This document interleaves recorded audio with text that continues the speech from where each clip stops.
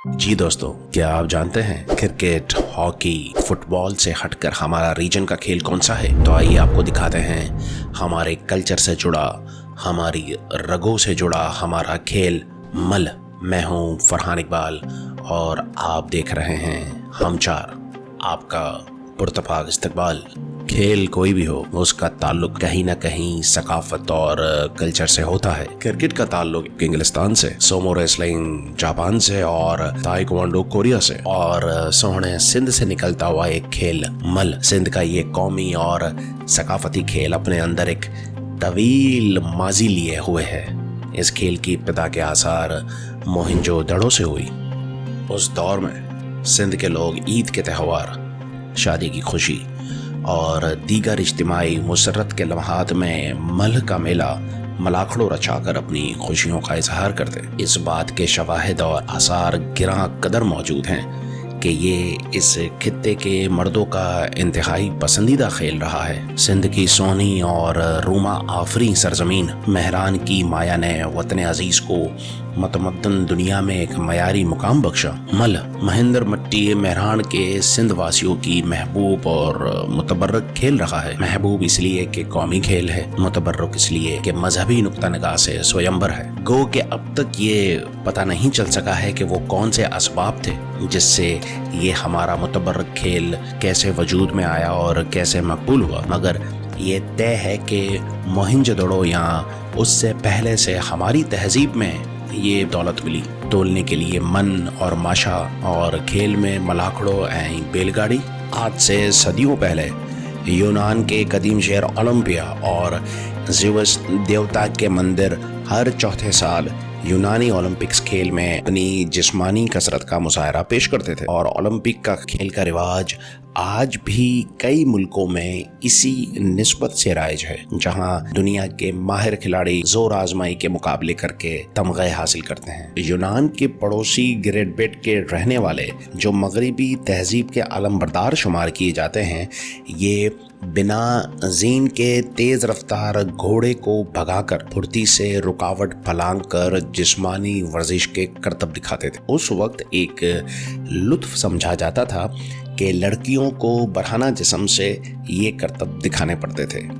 बयान करदा मंजर खासा हैजान अंगेज है। मिस्र के जर्नल्स को इलाका फतह करके वापस आता तो उसके लिए शाही महलात में यही तकरीबात मुनक्किद किया करते थे, और इस तरह के मौक़ों पर खेल और रक्स व मौसीकी के मुजाहरे भी किए जाते थे। अरब में अक्कास का मेला मशहूर था, जहाँ से कबले इस्लाम भी शाहसवार घोड़े दौड़ाए और तीर अंदाजी के करतब दिखाए जाते थे। जापानी बर्राक घोड़ों पर सवार होकर तीर से बारीक निशानेबाजी में अपना सानी नहीं रखते थे। इसी तरह मोहिंजोदड़ो में गैर आर्यन कौमें इस एजाज़ के लिए पूरे एहतमाम से मल मलाखड़े मुनक्किद किए जाते थे। मल का जिक्र हो और शहर मीर बहर का जिक्र ना हो, ये बात बड़ी अधूरी रह जाएगी। सिंध के शहज़ोर पहलवान शेर मीर बहर इस खेल को इस दौर में दुनिया के दरवाजे तक पहुंचा दिया। शेर मीर बहर आलमी फातह रह चुके हैं। माजी करीब में मैर बहर का डंका शुमाल और जेरी सिंध यानी लाड़पट से लेकर भावलपुर तक बजता था। वो खुददार था, बड़ा मोतबर और पुरखुलूस इंसान था। अपनी शान के साथ जिंदगी बसर करके हंसता मुस्कुराता इस दारे फानी से कूच कर गया, लेकिन मजाले कि कोई अरबाब इख्तियार और दौलत उसका पुरसाने हाल हुआ हो। तो उस दौर में शुमाली सिंध के गुरुह का सालार शेर मीर बहर था, जो उस वक्त के तमाम पहलवानों को शिकस्त देकर सालार बना था। कल्ब अली जतोई, जो शिकारपुर का था लेकिन लाड़पट के गिरोह के साथ बैठता था, तो उसको लाड़ का सालार जतोई माना जाता था। फन के एतबार से वजह शोहरत जो शेर मीर बहर को मिली वो ये थी कि ये एक साफ मल लड़ता था। अगर कभी मल का खेल लड़ते फैसला ना हो पाता या दोनों मल पहलवान एक साथ जमीन पर गिरते थे तो शेर मीर बहर को अमीन बनाकर फैसले का इख्तियार दिया जाता और इस तरह मलाखड़ा बदमजगी से बच जाता। ایک مشہور واقعہ اس سے منسلک ہے۔ ایک میرپور خاص میں ملاقڑا تھا، اسلم پہلوان، جو کہ بھولو پہلوان کا بھائی ہے اور اس کے پٹھے بھی آئے ہوئے تھے۔ شیر اور دیگر پہلوان دنگل میں داخل ہوئے، کوئی کمربند کس رہا تھا تو کوئی تماشائیوں کو سلام کر رہا تھا۔ اسلم پہلوان نے سنا کہ وہاں سندھ کے پہلوانوں کا دنگل ہے تو اپنے آپ کو روک نہ پایا۔ نزدیک آ کر انہوں نے کہا کہ ہم بھی لڑیں گے۔ شیر کی طبیعت ان دونوں ٹھیک نہ تھی، اس لیے اس نے یکا خاص کھیلی سے کہا کہ جاؤ جا کر اسے سندرا یعنی کمر بند دو۔ شیر نے یکا کے ہاتھ اسلم کے سندرے میں ڈلوائے۔ یکا نے اسلم پہلوان کو اپنی چھاتی سے لگا کر 2 مسلسل بار کے جھانٹے لگائے۔ اسلم دھڑام سے دھول میں دب گیا اور پڑا ہی رہا۔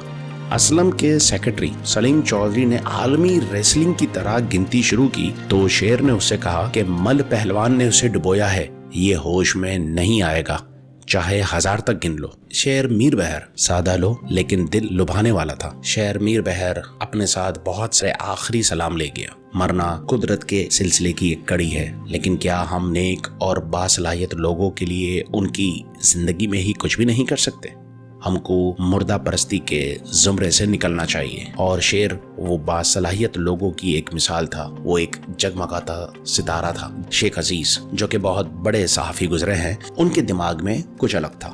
ان کا خیال تھا کہ جس طرح کرکٹ، فٹ بال اور ہاکی کے کھلاڑیوں کی مختلف ادارے ملازمت دے کر ہمت افزائی کرتے ہیں، ویسے ہی ملک کی حوصلہ افزائی کی جائے۔ یہ بات انہوں نے شیر کے ساتھ شیئر کی تو وہ کھل اٹھا اور سگریٹ سلگا کر مٹھی پر رکھ کر 2 کش لے کر اس نے کہا کہ عزیز صاحب، اگر یہ ہو جائے تو سندھ نکھر جائے گا۔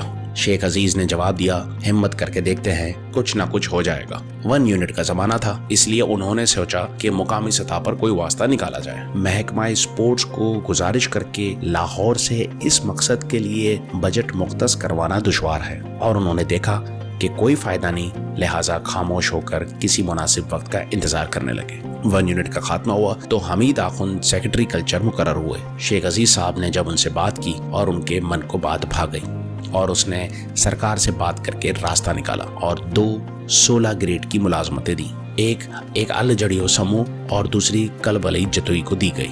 شیر کو پتا چلا، بے حد خوش ہوا، اور شیخ عزیز نے اس سے کہا، شیر اگر حالات نے ساتھ دیا تو لطیف سرکار کی درگاہ پر مل کا تربیتی مرکز قائم کریں گے، پھر دیکھنا جاپان کا سومو پہلوان یہاں آپ لوگوں سے مل لڑنے کے لیے آئے گا۔ مگر کیا کریں، ہمیشہ کی طرح حکومتیں تبدیل ہوئیں، افسر تبدیل ہوئے اور سابقہ کاغذات گم ہو گئے، اور افسوس کہ 1 سال تنخواہ لینے کے بعد ان دونوں پہلوانوں کو ملازمت سے فارغ کر دیا گیا۔ جس طرح ایک صحت مند معاشرے کے لیے کھیل بہت ضروری ہے، اسی طرح سندھ کے طول و عرض میں اس کی زیست اور صحت کے لیے مل کھیل کو زندہ رکھنا بے حد ضروری ہے۔ اس کے کھلاڑی ثقافتی اور تاریخی ورثے کی مانند قوم کا اثاثہ ہیں، جس کو سنبھالنا فرد واحد سے زیادہ اسپورٹس اور ثقافت کا فرض ہے۔ سندھ کی ثقافت مل کھیل کے علاوہ ادھوری ہے، اس پر توجہ اور حصہ لینا ہمارا قومی فریضہ ہے۔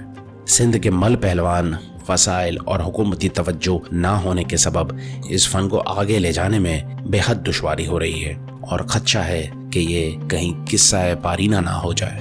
وہ ہمیں گماں میں رکھ کے کیا خوب کھیلے، جیت کے نشے میں رکھ کے کیا خوب جیتے۔ سبھی کو غم ہے سمندر کے خشک ہونے کا، کہ کھیل ختم ہوا کشتیاں ڈبونے کا۔ دیکھتے رہیے ہم 4۔